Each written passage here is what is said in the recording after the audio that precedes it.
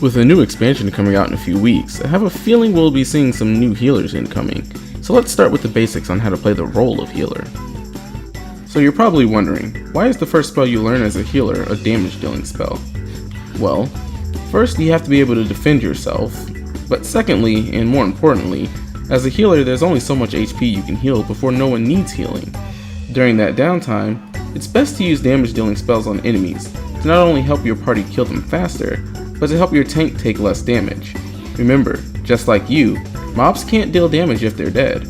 Also, depending on which healer you choose, you may have access to some really cool looking spells, such as Holy, or Gravity. So that's great and all, but what about when you actually do need to heal? Sometimes tanks can take a lot of damage in a short amount of time, and you feel like you can't keep up, and then you start spamming heals. Well, in early levels, most of your healing will come from the GCD, which stands for Global Cooldown. Every time you cast a spell, it'll take about 2 seconds before you can start casting another. Eventually you'll be able to cast OGCDs, or Off Global Cooldowns. Abilities such as Tetragrammaton, Essential Dignity, and Lustrate, just to name a few. These OGCDs cost no MP and require no cast time, and should typically be your go-to heals in higher level content. Now, even though you have these OGCDs, you can't always use them, so how will you know when's the best time to? The answer is pretty simple. Usually you won't, and that's where the fun comes in. See, when it comes to healing in 14, encounters can be very scripted.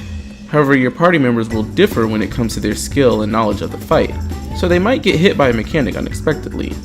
If that happens, simply use an OGCD to patch them back up. If that isn't enough, or you don't have any available, then feel free to use a global cooldown spell instead. As your level rises, you'll unlock more OGCDs to heal with, freeing up your GCD for the use of damage spells and other abilities. Also, the more content you play as healer, the more familiar with an encounter you'll become, and eventually you'll know when to expect damage to come out. And with this knowledge, you can also almost pretty much map out your entire OGCDs for the fight. It gets pretty fun. Now, I mentioned other abilities. Depending on which healer you choose to move forward with, you won't just be healing or doing damage. Astrologian and Scholar both have other abilities, sometimes referred to as utility or buffs, that can be used to benefit either yourself or both you and the entire party. For instance, as an Astrologian, you'll have access to several cards that can increase the party's damage output, and as a Scholar, you can increase the party's crit rate. So, when is the best time to use all this utility? For now, as a beginner, I suggest using them whenever they're available, once the fight starts, just to get comfortable using them. Again, as you become more knowledgeable on certain fights and other jobs, you can line up your utility and buffs with other players in the party to maximize the entire party's DPS. For now though, let's just stick to the basics. There are 3 types of healing available: Raw Healing, Regens, and Shields. Raw Healing will immediately heal the target party member and restore HP right away. Regens on average heal for more than Raw heals, however, they do so slowly over time. Shields are best utilized to prevent or lessen damage that will be taken.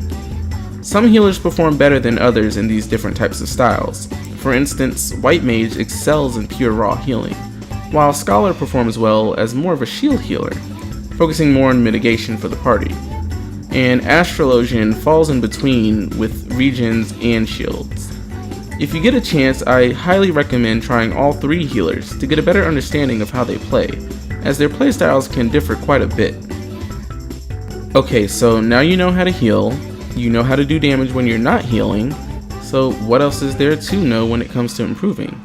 It all sounds easy on paper, but in practice, it's a different story. And there's your answer: practice. As a healer, no 2 encounters will ever be the same, even if it's the same boss. Sometimes the DPS will stand in the bad orange circle, or maybe the tank forgets to use a cooldown. It's your job to patch those mistakes up to ensure your party can keep going and complete the encounter. One last thing I want to mention that I feel is the most important part of playing a healer, or in fact any job, is to be sure to read your tooltips.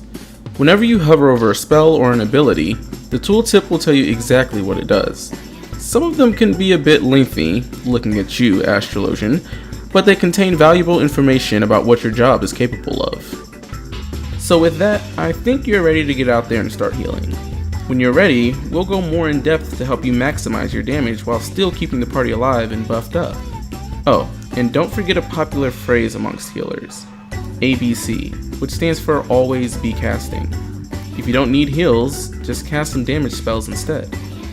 Anyway, that's all I've got for today, and if you found this guide to be helpful, be sure to like this video and consider subscribing to the channel for more content like this. If you have any tips or tricks you'd like to share for new healers, please leave them in the comment section below, and I'll see you all in the next one.